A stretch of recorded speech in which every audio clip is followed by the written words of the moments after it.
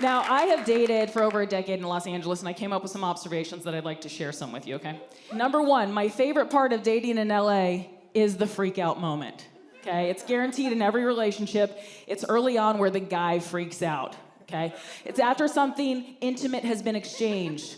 Perhaps he shared a memory from his childhood, or maybe you accidentally locked eyes when you were having sex. I don't know.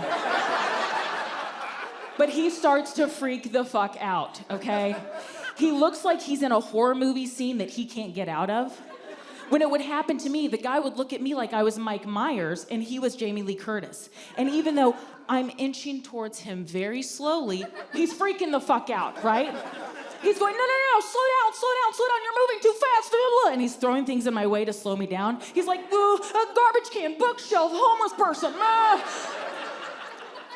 I'm just standing there like, hey man, I just wanted to know if our dogs could meet. It's been 10 months, you know? I mean?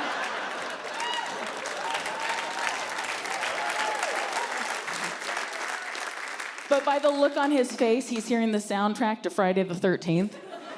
He's hearing the But really what I said was brunch with my mom. Brunch with my mom, right? Right, yep. Okay, so number 2, this is a good one. Ladies, you need to check out a guy's place almost immediately, right?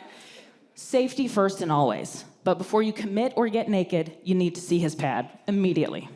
Because here's the thing. You need to know how into video gaming he is. Now, if you walk in and he's got a gaming station in his living room where his friends can come over and socialize, fine, I don't care. But there's a direct correlation between how many articles of clothing you can take off to how many gaming consoles are in his bedroom, right? If he can only fall asleep to the sounds of Call of Duty and Skyrim, you're not dating a guy who's got a diversified portfolio, you know? Thank you, yeah. Now, this would have saved me a lot of time dating, because here's the deal. I was dating this guy for a month, late 40s, well-dressed, seemingly successful, but something was always off. So I was like, hey man, you gotta take me back to your spot. Let's check it out. So we go back to his place, we open the door, and it was like that scene in Big with Tom Hanks when she walks in and she's like, oh shit, it's a kid's playground, what the hell, right?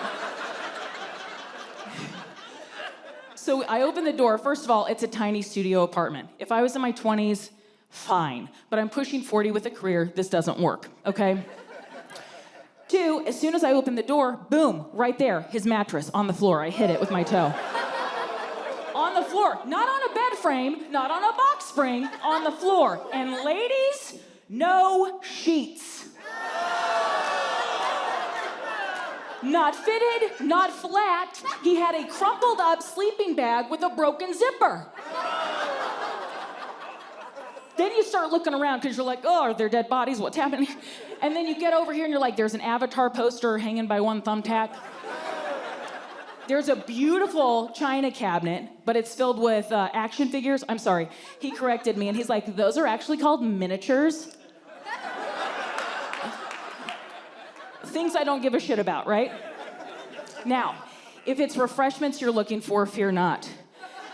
Because he has a mini fridge next to his mattress. Okay, here's the deal. Remember I said tiny studio, so let me logistically explain this to you. Mini fridge, 1, 2, 3, actual refrigerator.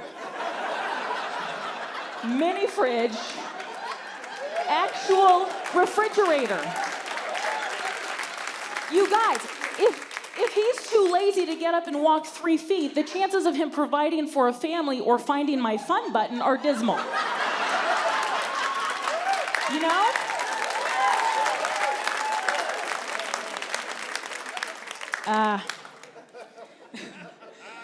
Last piece of advice is that who we hang out with outside of our dating world is extremely important, especially after a breakup. Because after a breakup, we tend to date down, right?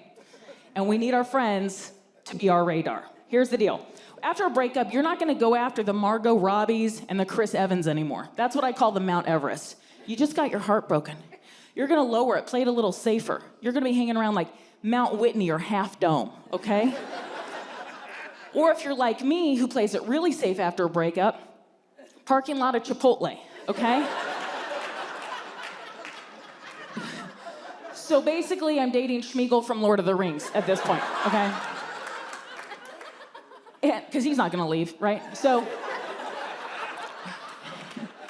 I had just gone through this huge breakup, and I called my girlfriends, and I was like, I know I'm still healing, but it's been 24 hours, and I met this one guy, and he's really weird, but he's kind of nice, and I think he's the one. And they were like, you need to bring him to the bar right now. And I was like, well, it's a little late at night. And they're like, bring him to the bar. And I was like, okay. So we walk into the bar. Here I am dragging in fucking Gollum, okay?